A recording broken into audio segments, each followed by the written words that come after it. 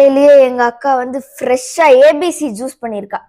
இதுல வந்து நெல்லிக்காய், பீட்ரூட்டு, கேரட்டு இதெல்லாம் அரைச்சு அப்படியே ஜூஸ் போட்டுட்டாங்க.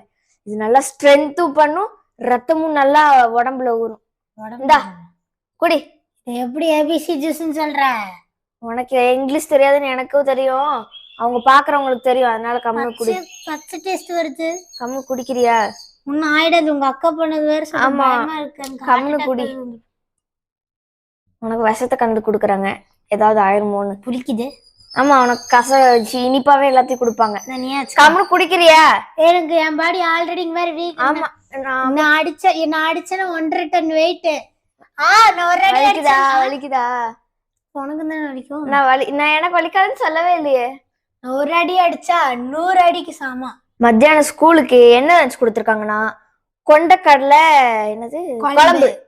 இதுவும் நல்லா சத்தானது. சத்தா இல்ல, உனக்கு சொத்து. இது வந்து குக்கும்பர், வெள்ளரிக்காய் வந்து காய்க்காக கொடுத்துருக்காங்க. தின்னுகிட்டே இருக்கிறது எப்ப பார்த்தாலும்.